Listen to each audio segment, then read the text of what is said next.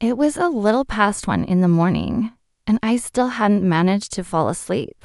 The makeshift bed in the living room creaked every time I shifted even slightly. Grease fumes kept drifting down from the vent, thick and stale, settling into everything. I lay there scrolling my phone, trying to ignore the smell and the noise around me. A post had been pushed to the top of the feed, trending for reasons I didn't question.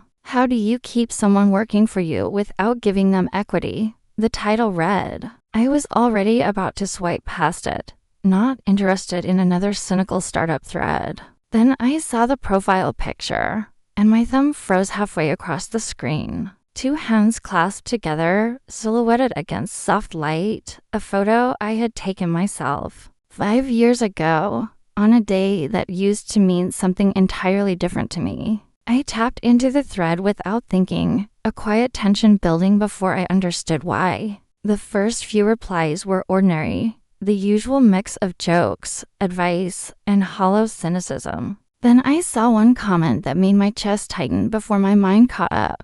Just promised shares after IPO. Verbal costs nothing, it said, casually, almost confidently. I kept scrolling, a little slower now, something uneasy settling deeper under my skin. If she asks for paperwork, make it emotional, another comment suggested without hesitation. Family works. Guilt works better, someone added, like they were refining a proven tactic. I felt uncomfortable, but I still hadn't fully connected the pieces forming in front of me. Then I reached the line that stopped everything, the one that didn't let me scroll past. My boyfriend's sister's been working for us 5 years.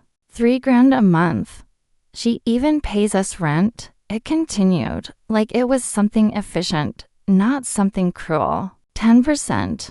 I'm not giving her anything, the final line said, flat, certain, and completely unbothered. I stared at those words for a long time without reacting, like my brain refused to process. Then, slowly, everything aligned in a way I couldn't undo once it clicked into place. I had someone who kept promising me equity, always saying it would come eventually. I had a brother who said we were building something together, something that would last. And they were together, sharing more than just a company I had been working inside. The realization didn't explode, it settled in quietly, heavy and impossible to ignore anymore. The next day at noon, there was a sudden all-hands meeting called without warning. It wasn't a regular check-in, no agenda, no calendar invite, just a room already filling. The meeting room door was wide open, and people had started gathering outside as well.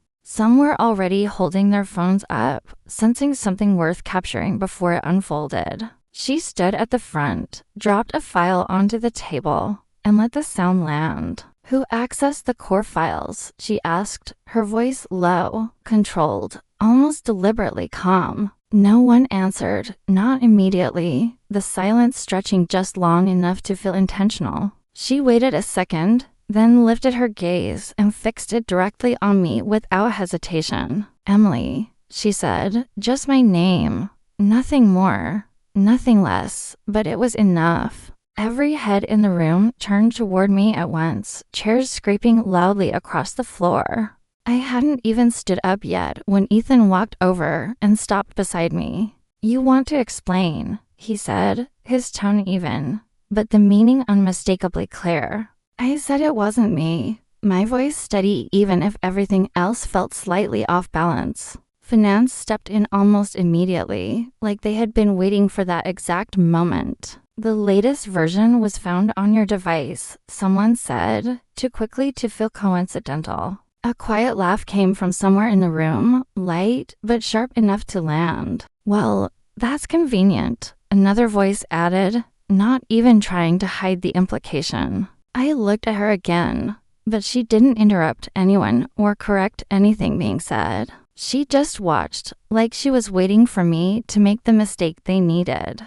If this is about money, she said gently, almost kindly, like she was offering understanding. You can just say that, she continued, her tone measured, careful, and completely controlled. Things have been tight lately. But we've always been fair, she added without hesitation. People around the room nodded, small affirmations that built a quiet consensus against me. Yeah, she's been here long enough, someone said, as if that proves something already decided. But this kind of thing affects the whole team, she finished, letting the room settle. The air shifted then, heavy and final, like something had already been concluded without me. That was when I understood clearly. This wasn't an investigation or a question anymore. This was a conclusion presented as process, a decision wrapped in the illusion of fairness. I said we should check the security footage, keep it simple, let the facts speak. She didn't respond, not directly, and the silence lasted just long enough to matter.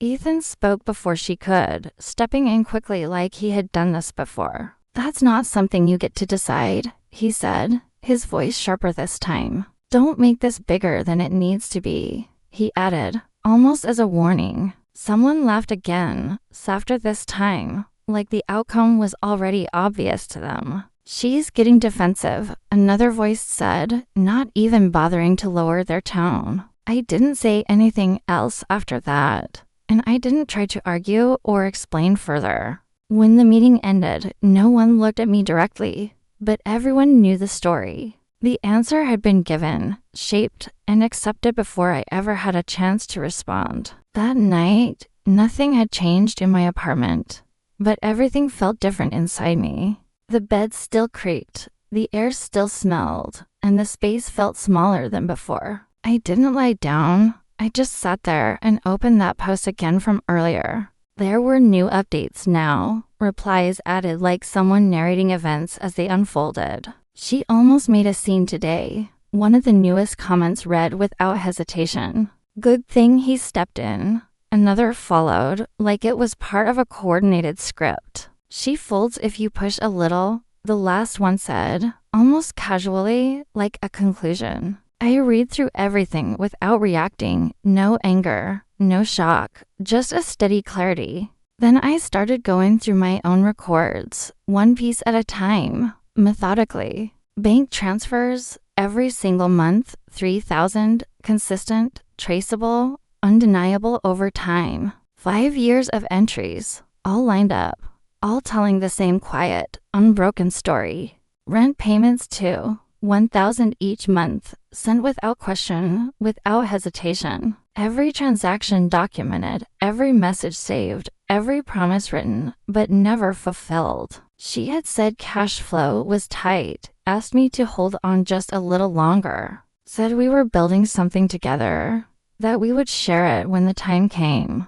I saved everything, one file at a time, until the story was complete without emotion. The next morning, I went to the office and handed in my resignation without explanation. She glanced at it, smiled slightly, like she had expected something like this eventually. You understand the contract terms, right? She said, still calm, still entirely composed. Ethan stood beside her again, repeating the same role, the same position he always took. Don't make a decision you'll regret, he said, like he was offering something genuine. I told them I had already thought it through, and there was nothing left to discuss. They expected hesitation, maybe a reversal, maybe that I would come back and negotiate. I didn't. I packed my things, closed my files, and walked out without looking back. Then I published everything, not to them, but to a place where it couldn't be buried. The title was simple, direct, and impossible to soften or reinterpret once it was read. My brother called it family. It was 5 years of unpaid work. No emotion, no commentary, just records, dates, amounts, screenshots, and their own words. I'm not giving her anything, included exactly as it had been written before. The response came faster than I expected, and it didn't take long to escalate. Comments shifted immediately. People started digging into the company's public information. Investors asked questions, financials were examined, and inconsistencies began surfacing quickly. The cash flow issues unraveled line by line, each claim falling apart under scrutiny. Within a month, operations stopped. and the company couldn't hold itself together anymore. They turned on each other, arguments breaking out openly in the office, caught on video. Clips surfaced online, spreading faster than anything they had ever tried to control. Eventually, Ethan called me, his voice lower than I had ever heard it before. "Can we talk?" he asked, like the past could still be negotiated into something manageable. I stood by the window in my new office, the city below quiet and distant. "When I was making $3,000 a month, you said there was no money," I said. "When you bought the house, you said the same thing without hesitation," I continued. I paused just long enough for the weight of it to settle between us. "And now you're calling me," I finished, leaving the rest for him to understand. He didn't respond, not immediately, and the silence said more than anything else could. I ended the call, blocked the number, and didn't look back again after that. Years later, I bought my own place, small, but entirely mine in every way. No folding bed, no lingering grease in the air, no constant noise I couldn't escape. And no one left to tell me anymore that everything they did was for my good.